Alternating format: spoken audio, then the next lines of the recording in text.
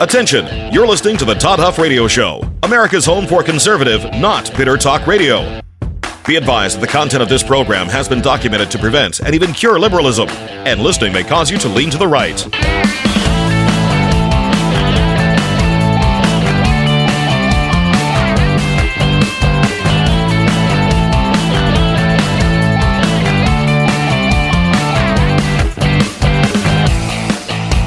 Here's your conservative, but not bitter host, Todd Huff. Well, that is right, my friends. I hope you had a wonderful Easter holiday. It is good to be back here after the Easter weekend, after Resurrection Sunday.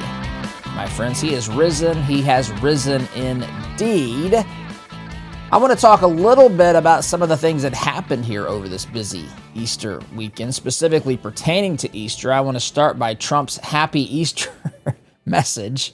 I also want to talk about Tim Walz's daughter. She has some comments about Jesus, who Jesus would be in 2025.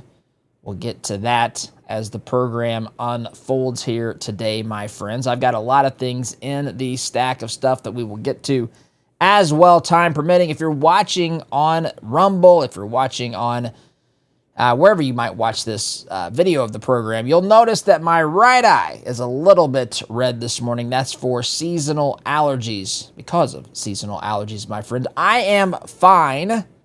I have not been crying, although I have found some things humorous here in my prep today. We'll get to those things in due course, my friends. Before we do that, let me talk to those of you out there who are seafood lovers. If you love seafood, and I'm talking fresh seafood, I'm talking salmon, I'm talking shellfish, I'm talking halibut, talking a whole lot more, do yourself a favor and check out KenaiFish.com. Kenai Fish, and that, by the way, is spelled Kenai Fish, KenaiFish.com. They have wild, fresh-caught Alaskan seafood that can be delivered to you no matter where you are in this country, quickly and freshly. There's no middleman, there's no grocery stores, there's no time, being shipped on trucks or anything like that. It's caught, it's prepared, it's put in vacuum-sealed packages, and it's sent to you. We're talking salmon from the Kenai and Castleoff rivers in Alaska. We're talking halibut from the Gulf of Alaska. We're talking shellfish. That includes king crab, snow crab, scallops. Friends, this is the good stuff. You can get it and save 15% by using discount code TODD. What you do is go to KenaiFish.com, KenaiFish.com.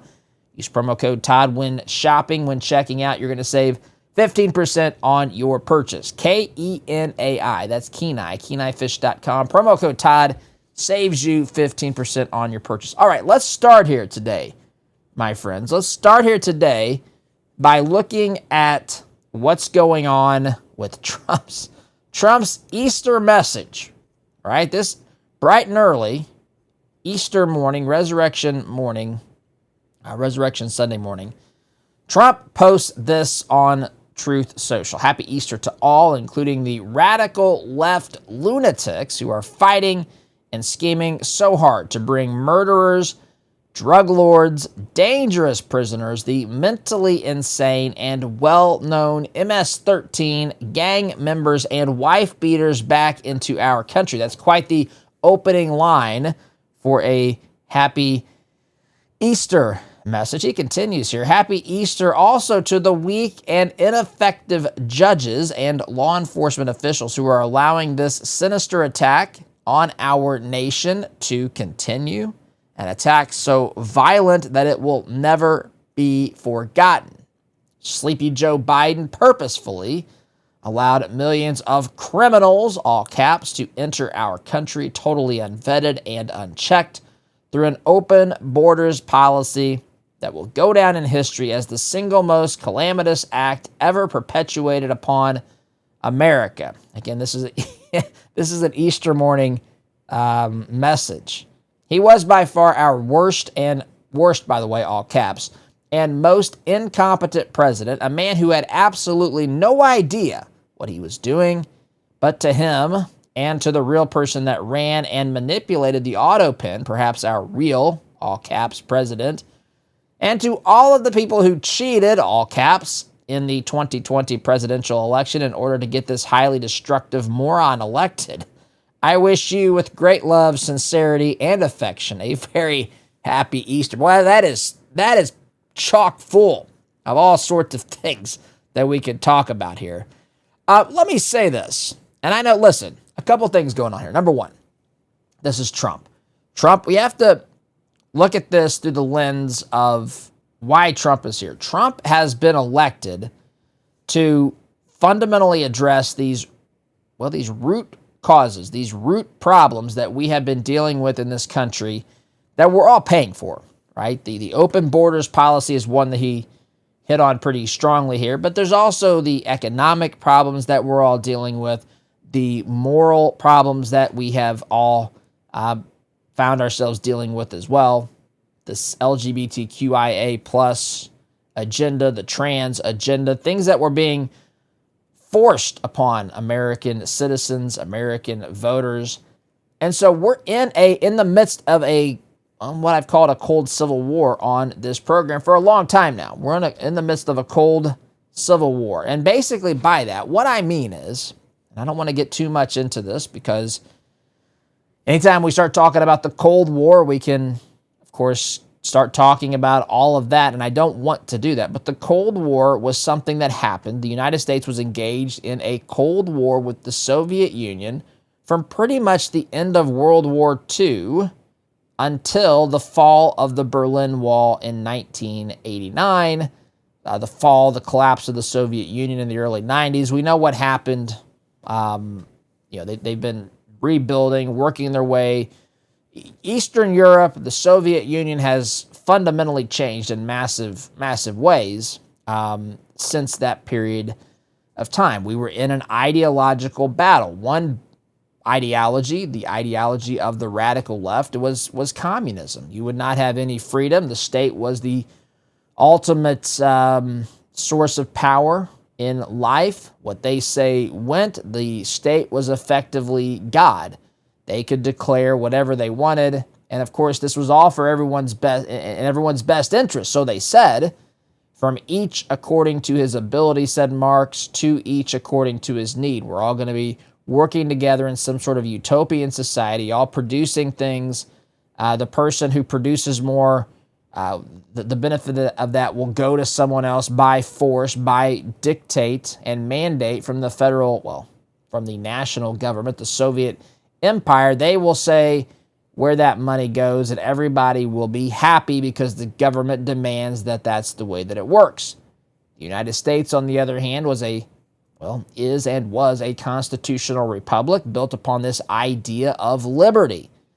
Liberty being the freedom of the individual to live his or her life as he or she sees fit. There certainly are laws within a constitutional republic. We have the right.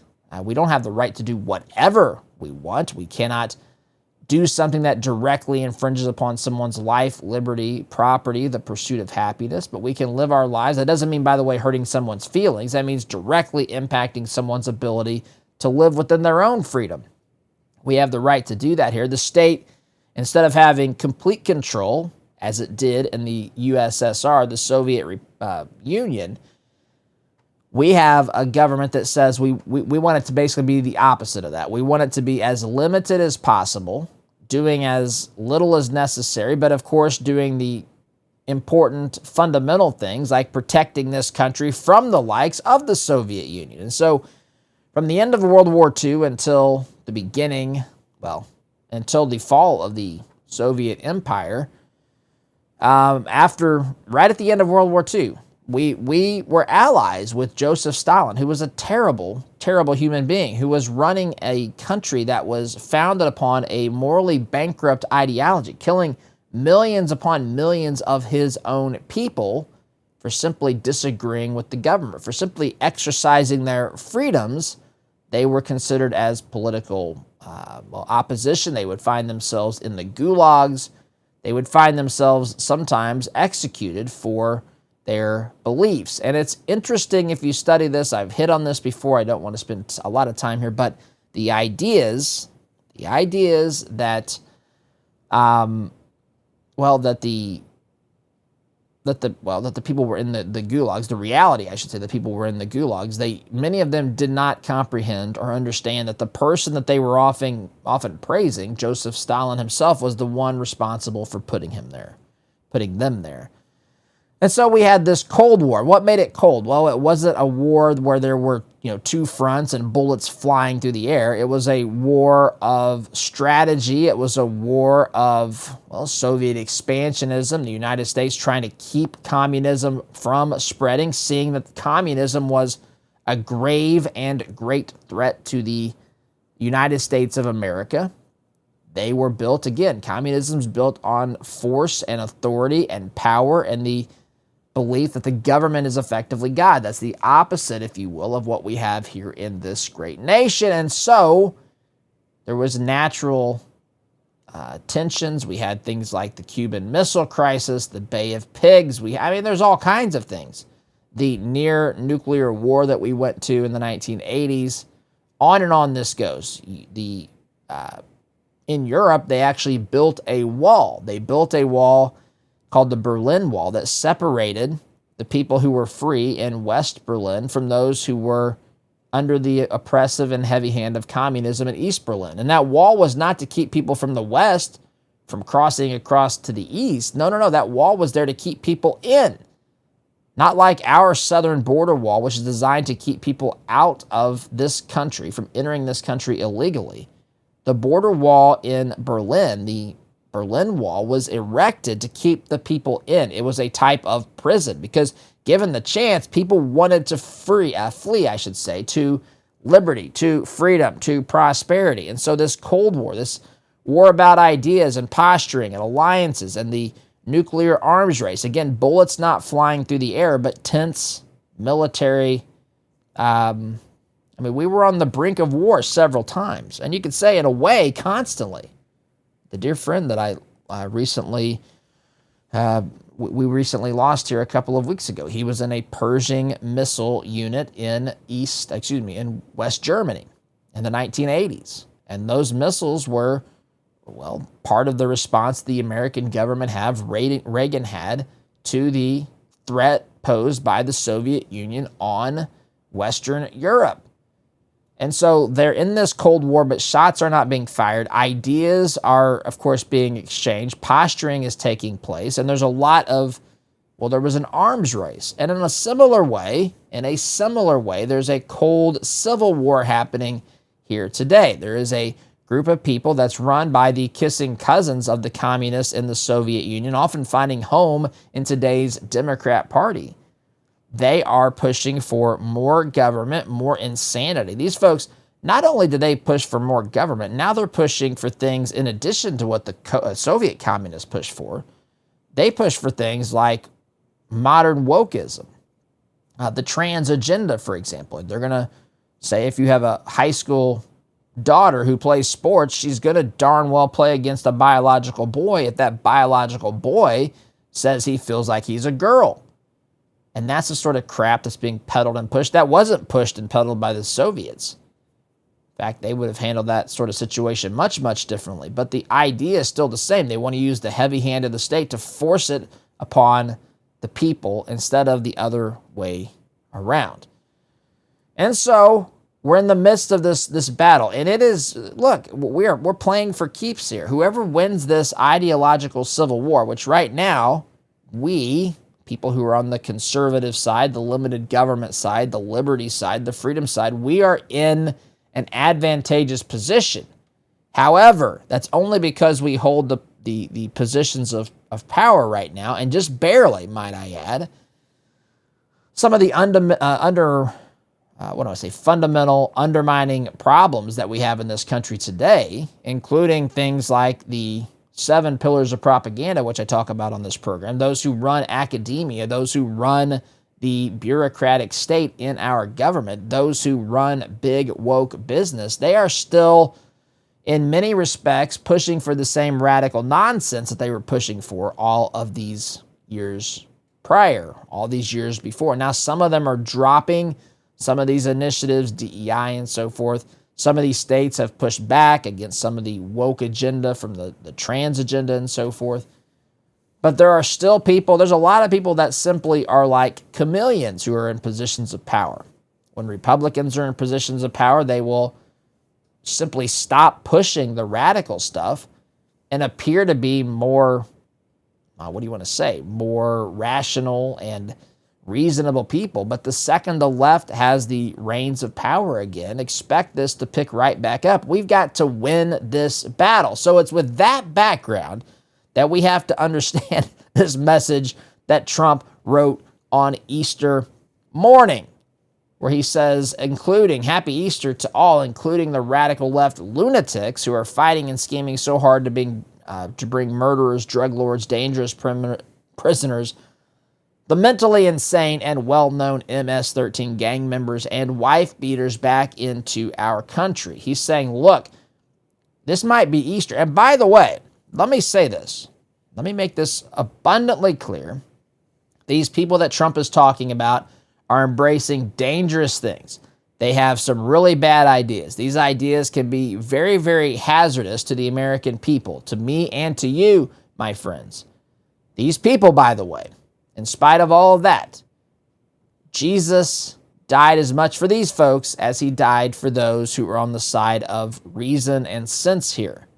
Jesus died for the murderers. Jesus died for the drug lords. It doesn't condone what they're doing, which we'll get into that, as Tim Walz' daughter had some thoughts. I don't know if they're considered thoughts, maybe some emotions about who Jesus would be in 2025, I suppose. By the way, Jesus is timeless. Jesus is eternal.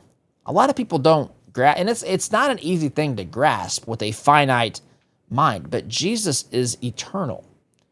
Let us, God says at the beginning, let us create man in our image, talking about the triune God, Father, Son, and Holy Spirit. Jesus was there at the beginning. He was born. The man, the physical man of Jesus, had a lifespan that ran roughly from, time. By the way, time turned upon the arrival of Jesus to this planet. BC and AD. When I was a kid, BC, which is what it was initially started for, before Christ. That's what it stood for. Now we've adjusted that, BCE, before Common Era. Well, what's that Common Era hinge upon, my friends? That Common Era hinges upon the arrival of the Son of God, Jesus Christ, to the planet Earth. AD, Anno Domingo, the year of our Lord. That's what those letters stand for. Now they just call them BCE and CE, before Common Era or Common Era. Anyway, but Jesus came for all of these folks, but it doesn't mean that all of these ideas, all of these beliefs are the same. In fact, Jesus' message was to repent. Repent from the things that are bad. He came for the murderer and the drug lord, and for the guy who told a white lie, and for the guy or the gal who, I take your pick, who maybe stole a small item from a supermarket as a kid or whatever. He came for all of us equally, but that does not mean that we are not to turn from these wicked things.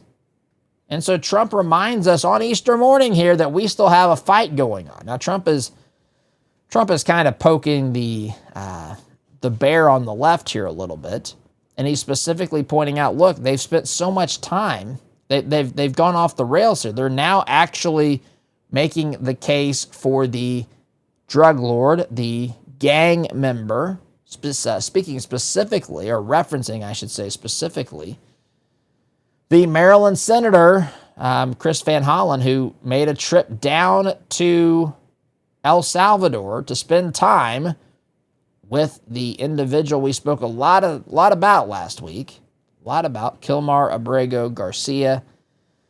They're fighting to bring this guy back. They fight harder for those who aren't supposed to be here than they fight for those who are who are supposed to be here, who are American citizens, who have lost family members, who have lost some of their liberties to violent offenders.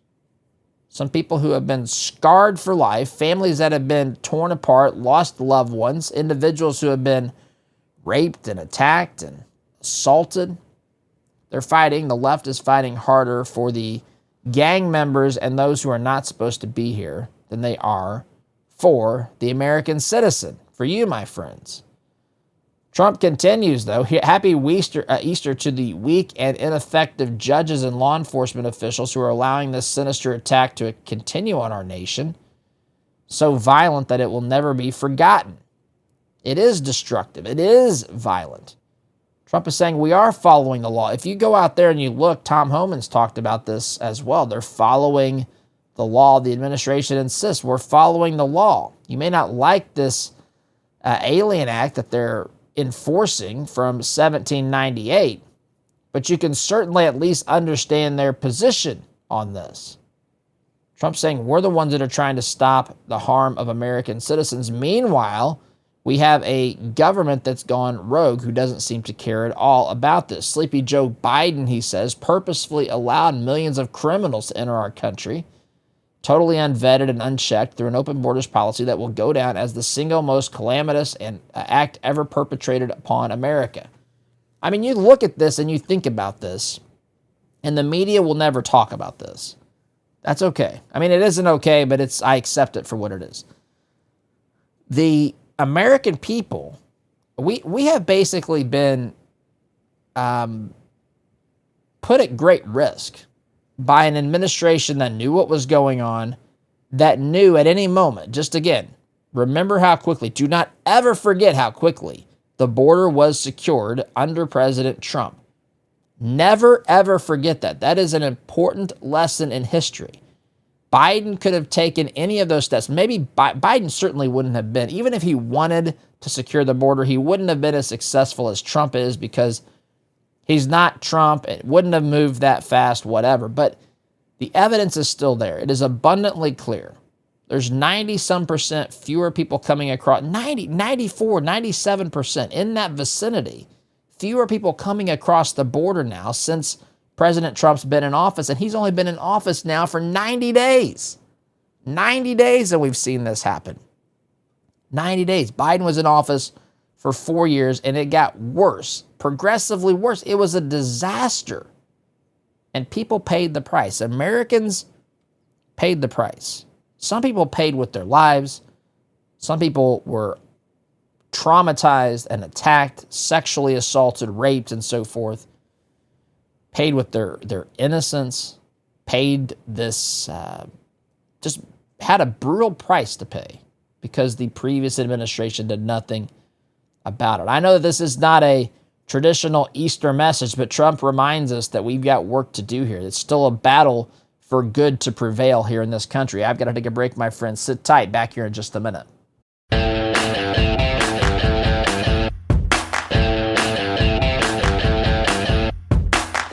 Welcome back, my friends. Definitely not a conventional Easter message from Trump by any stretch of the imagination. But again, listen, we are enthralled here in this bitter fight between two diametrically opposed political viewpoints and worldviews, and there needs to be a clear winner. Right now, we're in a position to win. I would say in a lot of ways, we are winning, but we've got a long, long way to go. And it's been criminal what's been allowed to happen to the American people. It's been criminal what's been allowed to happen to our southern border and how that has impacted Americans in a variety of ways, which I've gone through. But it also has been inexcusable what's been happening. It's been criminal, you can make the case. What's happened to the average American family's financial position and condition under the previous administration. Trump, listen, the left has, in the first 90 days, had more expectations and demands on President Trump to fix the economy than they ever had on President Joseph Robinette Bribery. They had no intention, no concern whatsoever. It did not matter what inflation was. They had an excuse locked and ready to go at a moment's notice. When Joe Biden was in office, they had no expectation of him. Inflation was never good. It ran rampant for a year in Biden's 3 years in office. Biden's best month on inflation was the equivalent of Trump's worst month on inflation. These things are not complicated, my friends. The left has been systematically harming this country with their morally bankrupt ideas and worldview. And it's manifested itself in a lot of ways through open borders, through economic policy, which again, I think sometimes we just say that, we stop there. I think we should dig a little bit deeper. What does poor economic policy mean? It means that some kids are not going to be able to pursue their dream. It's going to be very, very complicated, very, very difficult. And some people either can't or don't take the necessary steps to continue in pursuit of their dreams. Maybe the gifts that they were given by their creator, they're not able to pursue those. We all pay a price when those folks are not doing what they're gifted and good at. Now you can say, Todd, they got to dig down. I can agree with that to a point, but I also think it can't be made impossible by the burden placed upon the people by our government. And we've reached the point where I have to think that is a legitimate part of this conversation. How many families have been broken apart because of financial pressures that exist because of the government? Listen, again, you can say, Todd, families are responsible for themselves financially. I say I agree with that. I certainly agree with that. I'm not trying to pass the buck, but I also think it would be beyond irresponsible to act like these factors have nothing to do with the way that we have to live in this country today. We are facing enormous obstacles and hurdles and burdens because this country has been fiscally mismanaged. And it's not just because of inflation, though it is because of inflation. It's because of the way that we have allowed the rest of the world to take advantage of us, for us to say we're going to basically foot the bill for everything. We're going to have a higher standard for emissions. We're going to make sure that we defend pretty much everyone on planet Earth with our military. It's by saying we're going to give away grants and do Sesame Street in Baghdad. It's things like this that we all pay for. And again, I'm not saying as a man and a woman who may be married spouses, you've got to stick with each other and figure out how to make your relationship work, how to keep the marriage intact. But to act like those pressures are not a real thing that cause real problems and wreak real havoc on American families is just not being fair. We've got to eliminate these burdens that have been placed upon you, my friends. These are serious times. These are serious times. Going back to Trump's Easter message, he talking about Biden was by far our worst and most incompetent president, a man who had absolutely no idea what he was doing. But to him and to the real person that ran and manipulated the auto pen, perhaps our real president, and to all the people who cheated, throws that in there too, in the 2020 presidential election in order to get this highly destructive moron elected, I wish you with great love, sincerity, and affection a very happy Easter. It's happy Easter and you know what? In spite of Trump's what he's doing here, he's reminding us we've got a real battle to fight. He's reminding us that there are real consequences for who we choose to be making decisions in this country. He's laid that out here by pointing out one side wants to excuse drug lords and the other side wants to protect American families and American citizens from these evil people that have come across our southern border. That's not every person, but you're living in denial if you don't believe that there are people that are here that have caused harm, that have murdered, that have raped, that have assaulted, that have stolen, that have threatened and intimidated people that would not have otherwise had to deal. American citizens would have not had to deal with those things otherwise if our previous administration had not been so irresponsible in so many things that they allowed to happen in this country.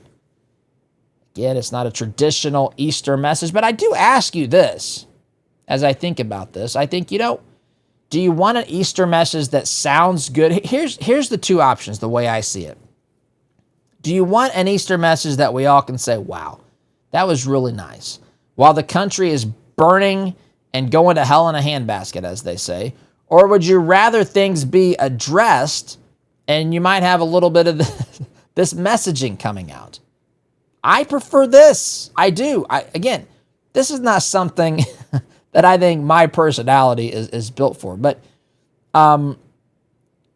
it does point out what is at stake here, and it does, listen, the reality is, and I've said this, the folks who are on the wrong side of these issues, folks who are engaged in evil, Jesus came as much for them as for those who have embraced truth. Jesus was a sacrifice for all who want to accept his free gift. We don't earn it. There's nothing I can do to earn it. There's no amount of good. I can be on the right side of every issue. I can be proclaiming the truth on this program daily to the best of my ability and still, friends, fall impossibly short because of my sin.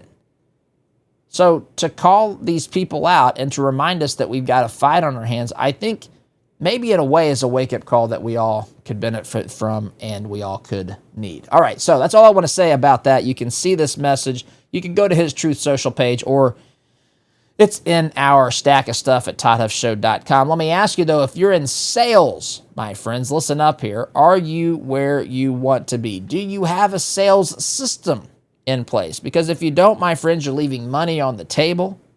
And that's why I'm a big believer in what Matt Easton and Easton University is doing over there at Easton University. They're here to help you improve your sales results, your sales numbers. They're to help you build a system. They're to help to give you tools and coaching that can help you become a more effective salesperson. Whether maybe you're an entrepreneur, maybe you're a salesperson at a small business, maybe you're a salesperson at a large business. Maybe you're a sales manager.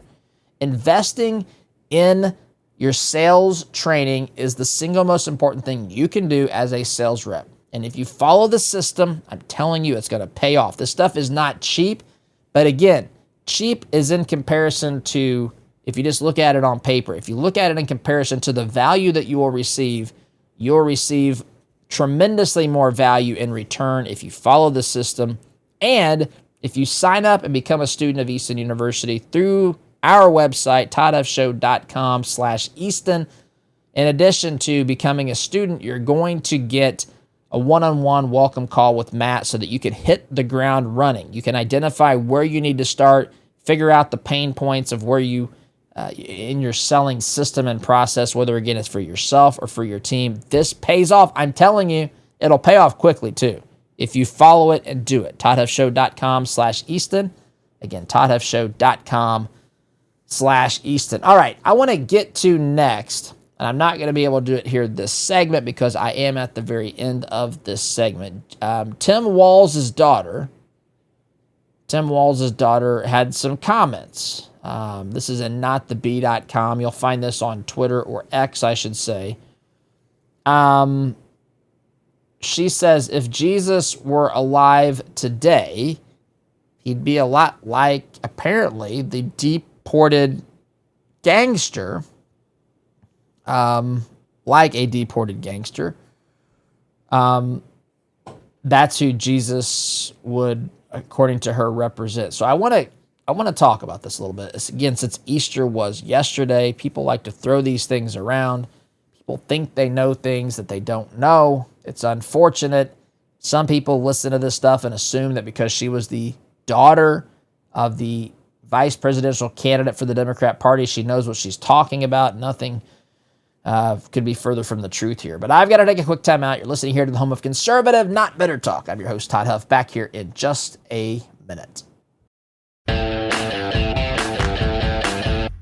Welcome back, my friends. Third and final segment of this, the first hour of the program. I'm going to go ahead and start with this today. I imagine this will go into the top of the next hour.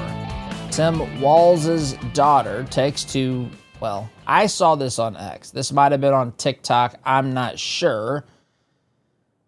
I'm looking here at notthebee.com. This was tweeted or posted by Colin Rugg, at Colin Rugg. And I just want you to hear this. She claims that Jesus would have been deported. I guess. I'm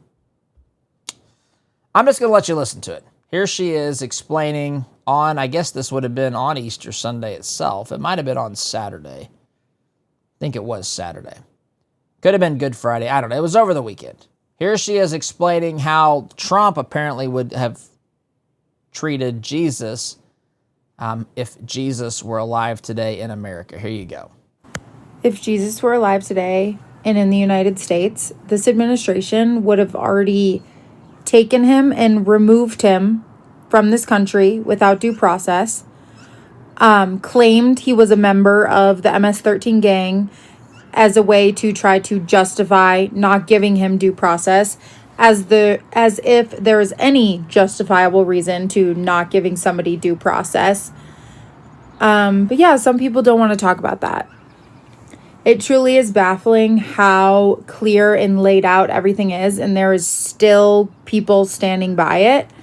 I believe in the good of people and like humanity, humans, deep down at our core, like we care about each other. But that's really being tested, because how anyone is okay with this is terrifying to me. But yeah, if you look like me, speak up, speak out, because we might be the only ones safe from what's coming and some of the only people that are able to stop it. So yeah, it's our duty at this point. There you go. It's your duty.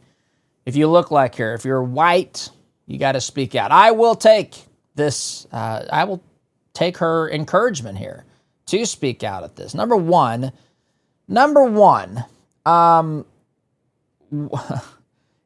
Jesus, if Jesus were here today and living in the United States, he would be at risk of being deported, and Trump would accuse him of being a member of a gang. This is such a stretch of the imagination. You've seen Kilmar Abrego Garcia's hands. He actually has, this is in this article as well, he has the letters MS-13 tattooed on his knuckles. So, again, there's plenty of reasons to believe that Kilmar Abrego Garcia is a member of the MS-13 gang, which is the important part of this. Keep in mind, this is so aggravating to me. If you are here illegally, Kilmar Abrego Garcia was first, he was arrested back in 2018 or 2019. They act as though he had no due process at all. This is crazy talk.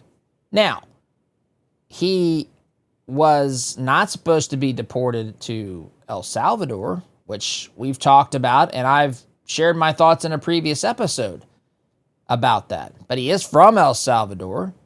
And someone I heard over the weekend said that the rival gang that he feared is no longer apparently in existence. And I don't know. That's just what is being reported. Seems relevant. Seems like it should be at least something that we know. He was scheduled for deportation 6 years ago, or 6 or 7 years ago. How is this not due process? What are they talking about when they say no due process? It's this part about him being connected to the gang. But see, here's the problem. The only reason the gang stuff is relevant for the conversation, he wasn't convicted of being a gang member. He wasn't being charged and having his freedom threatened to be taken away here in this country because he was a member of the gang. No, being a member of the gang simply means that you get put at the top of the list when it comes to deportations. He's supposed to be deported. Even if he's not a member of the gang, if the administration decided to deport the guy, they have every single reason imaginable to deport the guy. What is she talking about, number one? Number two, and I wish I had more time here, but she says in this tweet, or whatever this was, maybe it was started off as a TikTok, I'm not sure, but she says that I believe in the good of people. As she's talking about Jesus, I believe in the good of people and like humanity. Humans, her comments, not mine, deep down at our core, like we care about each other, but that's really being tested is what she says. It's almost like she hasn't heard the story of Jesus. Jesus says that he came to save a sick and dying world from their sin. Jesus, the Bible says there is no one good, no, not one. Look, I understand in relation, we can say that's a good person. In a biblical spiritual sense, there's no such thing as a good person. We all fall short of the glory of God. But to use Jesus to then catapult into a discussion to talk about the good of humanity, you miss the entire purpose of his coming to this planet. Jesus came for the sick. He didn't come for the healthy. He said that. Come, if the healthy don't need a doctor. If you think you're healthy, if you want to be self-righteous like the Pharisees, the religious leaders of the time, have at it. But that's not the truth. The sick need a doctor. I am here. Jesus said, I am the great physician. Humanity is not good. In fact, if you read the account of the Bible, which I've been talking about on here for some time, you'll find that the entire story of the Bible shows how wretched we truly are. The law exists to show just how incapable and disgusting as people we are. I gotta go. I'm out of time. SDG.